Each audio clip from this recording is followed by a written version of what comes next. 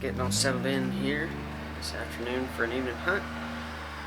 We've got Aoudad hogs and some red deer in here already. Am I going out there that way? Yeah, there they are.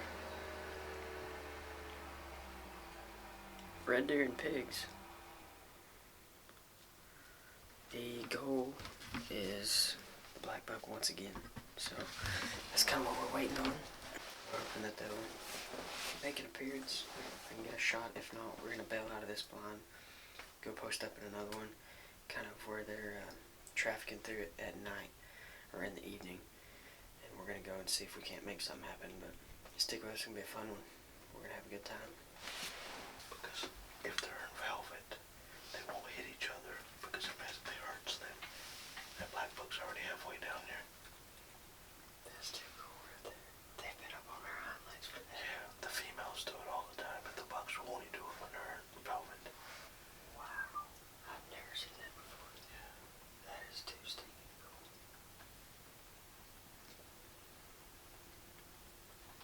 They're just biting at each other. There you go. Black buck's coming right towards you. To your left, there's one coming up.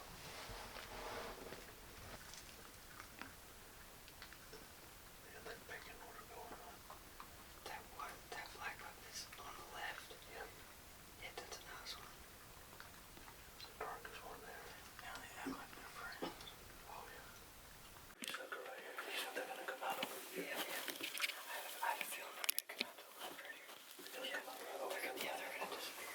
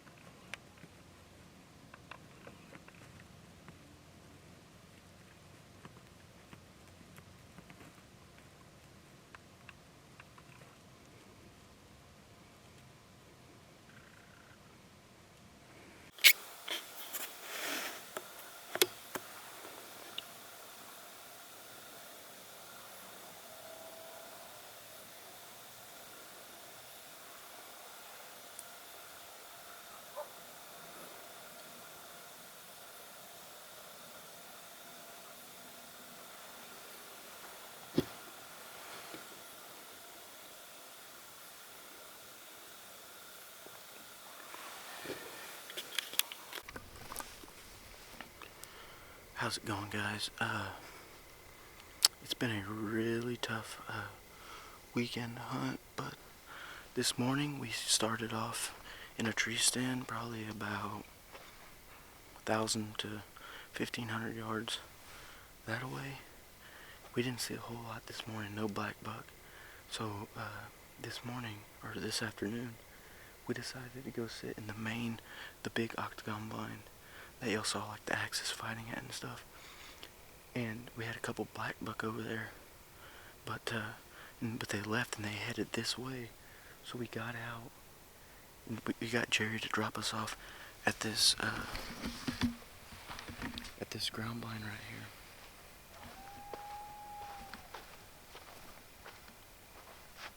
Drop us off at the ground blind, and we sat here for probably, I don't know, an hour or so. We got here around 5:10, and so we probably been here about an hour, and we had two black buck about 60 yards from us in this field, because at night what the axis, the black buck and the stag do is they move to this open field because they rely on their eyesight for predators and stuff. So Bradley is right now in this field right here, as y'all can see, chasing two black buck. I don't know if he shot them. He wanted to go out there and stalk by himself, so I stayed here and I tried to film as much as I could of the black buck, but the camera wouldn't focus through all the brush and stuff. And so he's like, just stay here and film as much as you can, kind of film me walking out there, see if you can get a shot, or see if I can get a shot of him shooting one of the black buck. So I was like, alright, I'll stay here, because those black buck have amazing eyesight, and they can see you way before you're going to be able to see them. These black buck come out probably, I don't know, 60 yards into this field, and we're looking out the window of this blind, and we see them out there. So we're like, all right, you know, let's see if they're going to come in. But they kept working their way to the back of the field. I don't know what Bradley, if he got close to him, I don't know what happened. I'm fixing to walk over there and talk to him and figure out what's going to be the game plan from now. We probably don't have but 20 more minutes of daylight, so we're going to find out what we're doing in the morning.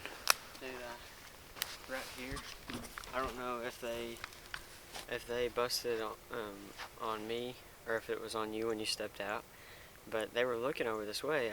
Did you feel me? I'm laying on my stomach.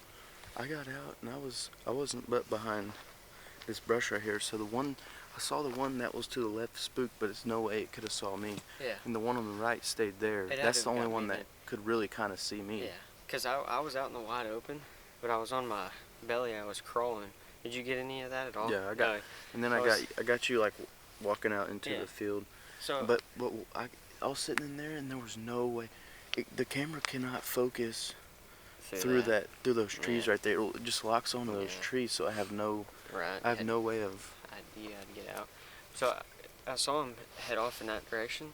Well, I kept going, and I went all the way. I was probably 15, 20 yards from the fence, and I just kept going straight up. And I probably 50 or 60 yards up, I just looked, and I could see it. I could see one standing there. And so I was like, all right, good. I'm freaking close. Here's what I'm going to do. And it didn't know that I was there. So I kept on going, but I walked to the left enough that I could get a tree between me and it, and I walked all the way up. I was within 35, 40 yards. It's just standing there and feeding. And I took a step like this. There was a cactus over there that was about this tall. It was in front of me. And I took one step behind it like this. I brought my right foot over. I put my right foot down. I guess it made like a little crunch sound or something, which it wasn't loud at all.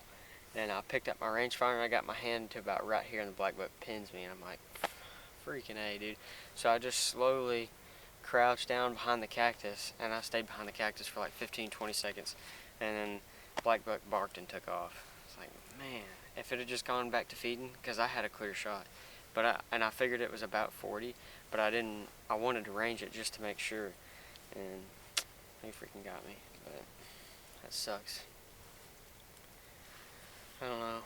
That was cool, though. It was really cool. I just wish that because they were like right here on the road. I mean, just they were no. Y'all see the cactus right there? They were no further than probably 15, 20 yards behind it. And they were just grazing in this field. But we thought they were going to come to the feeder, so we weren't making a real big of a hurry to make a move. Because we figured they would circle around this cactus and walk right in here down to this feeder right before they go out to the field for night. Yeah, and they just kept on going and kept on going. I thought what I was going to be able to do is keep that little cactus right there, out there. I thought I was going to be able to keep it in between me and that other black buck, the one that was furthest to the right.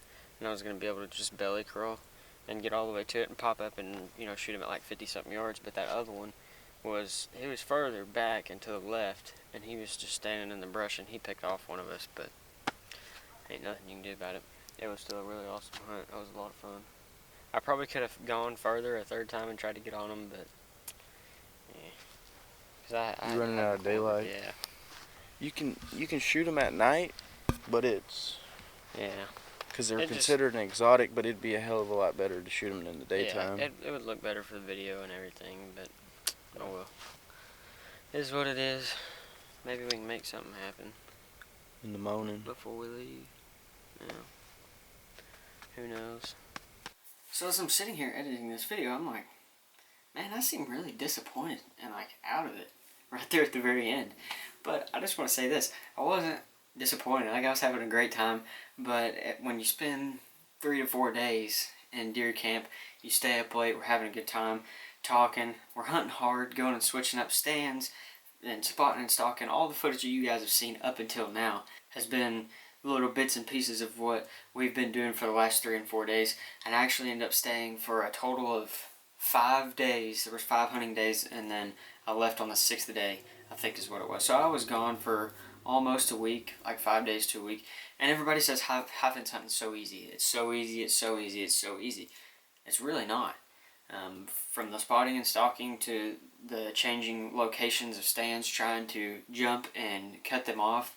I mean, it takes work. It really does. And it takes work to film a video and make sure everything looks right and looks good, and so you guys can enjoy it.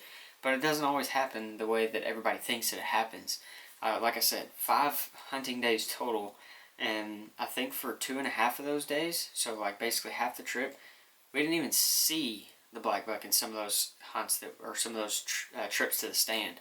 So it's not all that it's chalked up to be, and it can actually be very difficult, just because there, and that goes for low fence, high fence, whatever it may be, public or private land. Just because there's corn there doesn't mean that an animal has to show up. Blackbuck primarily are grazers, and so they would prefer to go eat green grass over yellow corn. So I just kind of wanted to clarify here for just a minute and let you guys know kind of what was going on. And as we move into the next day, I'm going to start rolling some footage for you guys, but we moved to the next day and we decided, you know what, let's go try a midday sit. So actually it was like a mid-morning to a lunchtime sit. And what we did this next day was we went and got in the stand, set up. It was like probably 10 or 10:30, and as we're sitting there, we'd been there for probably 45 minutes to an hour, and finally out come 2 blackbuck. And we had the senderos corned, and we had no idea what was going to show up. We didn't know if the blackbuck were going to show up. We didn't know what was going to happen. But we're sitting there hanging out, having a good time, kind of chit-chatting and relaxing a little bit, and up come the blackbuck. They just appear out of nowhere. They feed all the way down to us at 26 yards. It was fairly windy, and they were kind of on their toes. I knew that whenever I went to draw back and take aim and get ready to shoot, I was going to have to aim low in the armpit, and that's exactly what I did. These blackbuck moved up and got closer and closer and closer, and then some other animals kind of started to filter in, and I also didn't think that they were going to get much closer than the 25, 26 yard range. I didn't think that they were going to come in any closer than that. So I just ranged them, set my sight, went ahead and drew back, and this is what happened.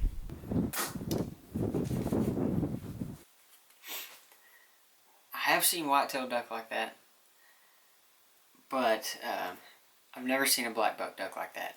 Most of the blackbuck that I've seen be taken, harvested, have been with a rifle. My mom did shoot one with a bow at about 20 yards, something like that. That one didn't duck nearly as bad, so I was very, very, very surprised. I was like disappointed in that time, but in the same moment, I'm like, that's pretty incredible. Like 26 yards with a bow at 72 pounds draw weight, 480 grain arrow. That dude just ducked that thing. Like that's fast, and he just ducked it completely.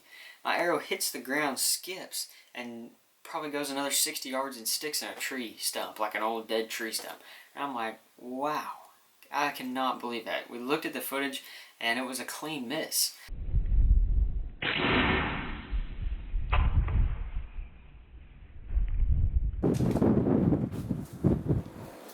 Missed.